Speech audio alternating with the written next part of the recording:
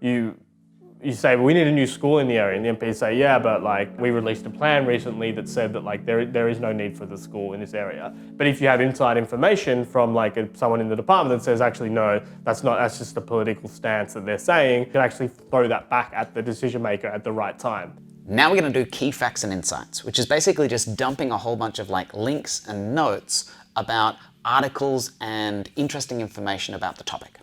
Really important to take emotion away from when you're thinking about your campaign. Obviously, it's an incredibly emotional experience. Put yourself in the mindset of someone who is neutral to your campaign, doesn't endorse it, doesn't oppose it, and then think about, well, okay, what are the key facts and issues around this campaign? Open a Google Doc and write down everything that you know about the issue. Like everything, links, articles, websites, everything around that issue that you're passionate about, put it in a Google Doc. Is there existing policy that surrounds from institutions that back up your issue? Has there been recent media around your issue? And have the decision makers already have a stance, or are they talking about your issue? Look up Google News in particular. In your area, you can look in Google News and see, has anyone been talking about like your issue? And who's been talking about it? What's their position? What's their stance? I would be downloading policy documents from reputable sources, like Department of Education, probably reputable source. Depends which country you're in. In Australia, you can be sure that the policy that's being formed there and the planning policy is a rigorous piece of work. You can look at other NGOs that are working around this who will also be doing research around this issue and talking to them and getting their policy. Reputable NGOs, of course. And spend half a day like just smashing this out.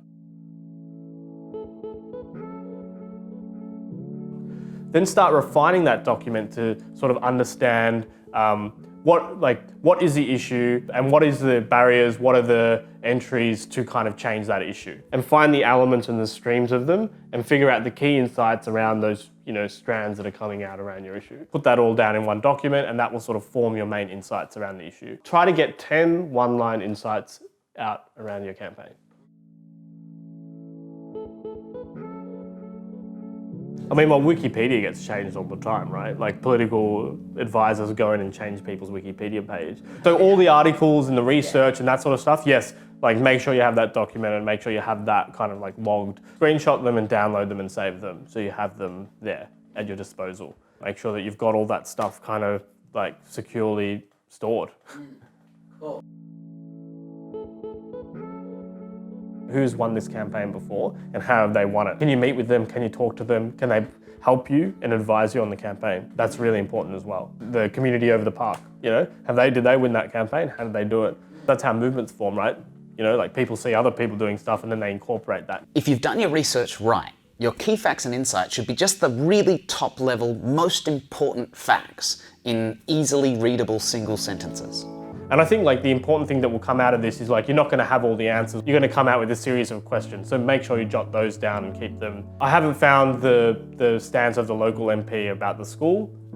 Need to do more investigation. The reason you do this is to get yourself on this, give yourselves the information that you need to launch an effective campaign. So it helps you understand the issue, it helps you understand where people are at. It also helps you understand who you need to engage with and how you need to engage with them.